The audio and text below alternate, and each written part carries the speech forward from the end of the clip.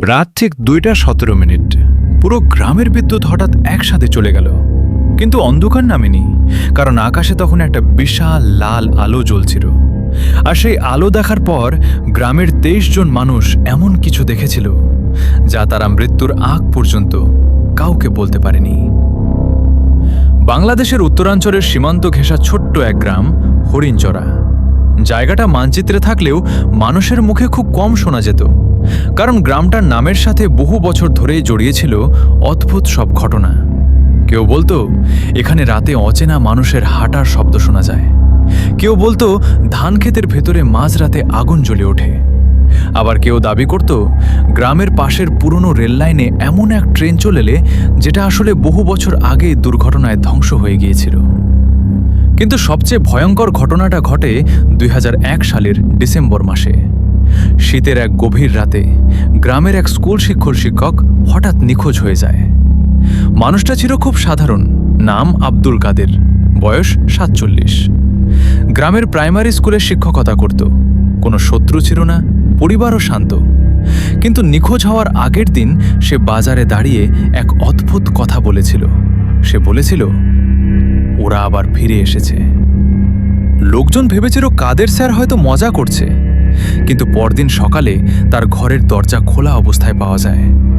বিছানায় চাদর এলোমেলো, টেবিলের ওপর রাখা ছিল একটা পুরনো ডায়েরি, আর ডায়েরির শেষ পাতায় কাপা হাতে লেখা ছিল, আজ রাতেই ওরা আমাকে নিতে আসবে।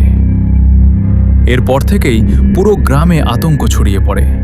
পুলিশ আসে, তদন্ত হয়, কিন্তু কোনো প্রমাণ পাওয়া যায় না। ঘরের দরজা ভাঙা ছিল না, লড়াইয়ের কোনো চিহ্ন ছিল না, এমনকি ঘর থেকে টাকা পয়সাও কিছু হারায়নি, যেন মানুষটা হাওয়ায় মিলিয়ে গেছে। তদন্তের কয়েকদিন পর কাদের স্যারের স্ত্রী আরেকটা তথ্য দেয়। সে জানায় নিখোঁজ হওয়ার আগের কয়েক সপ্তাহ ধরে কাদের স্যার প্রতি রাতে একই স্বপ্ন দেখত। স্বপ্নে সে দেখত একটা লম্বা কালো ট্রেন।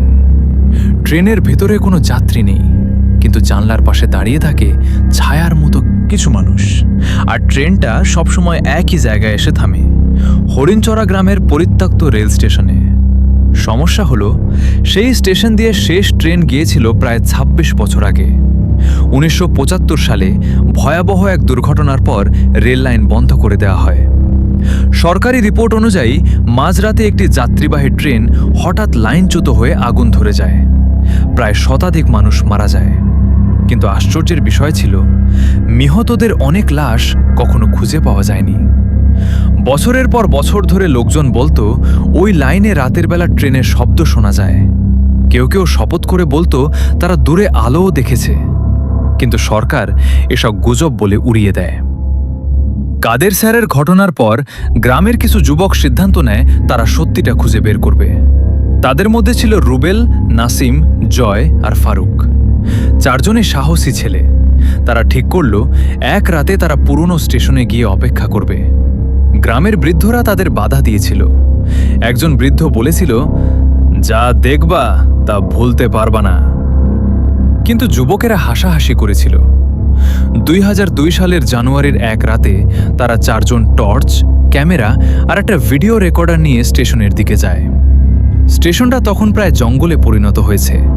চারদিকে বড় বড় গাছ, মরিচা ধরা লাইন, ভাঙা প্ল্যাটফর্ম, বাতাসে অদ্ভুত একটা গন্ধ।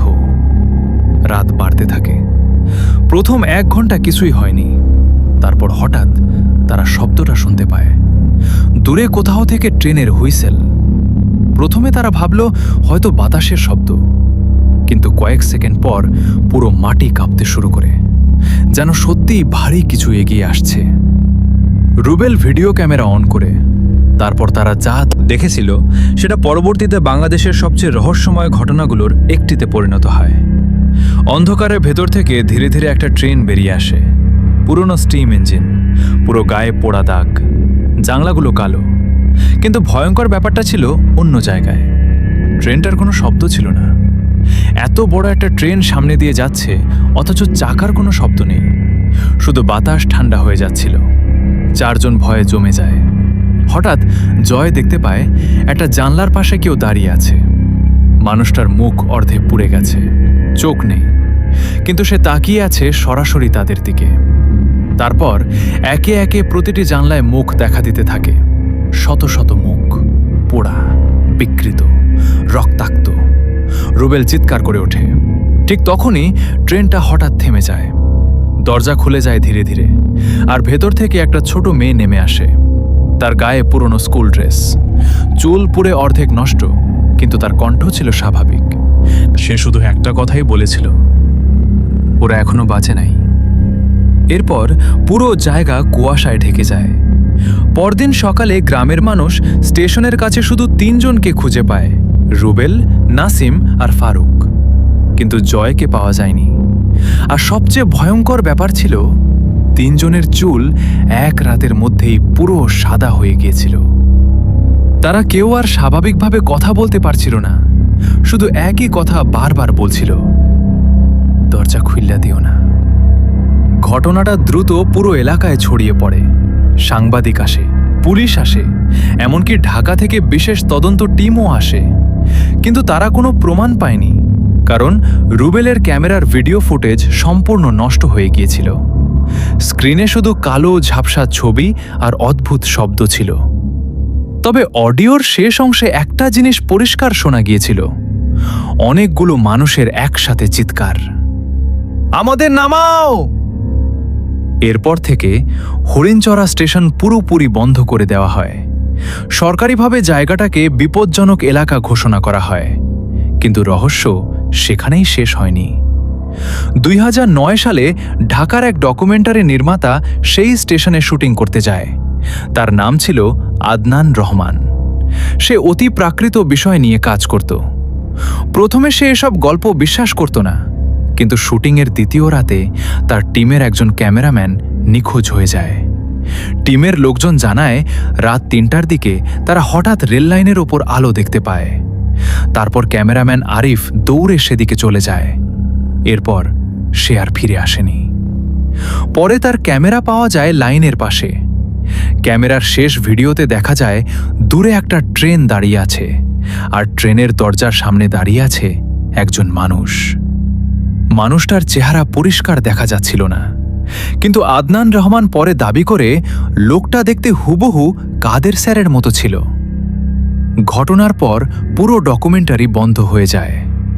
আদনান কয়েক মাস পর এক সাক্ষাৎকারে বলেছিল, কিছু রহস্য মানুষ জানার জন্য না। তারপর সে আর কখনো টিভিতে কাজ করেনি।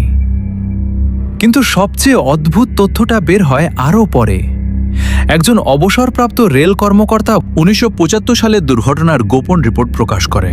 সেখানে লেখা ছিল, দুর্ঘটনার আগের কয়েক মিনিটে ট্রেনের চালক বারবার কন্ট্রোল রুমে যোগাযোগ করার চেষ্টা করছিল।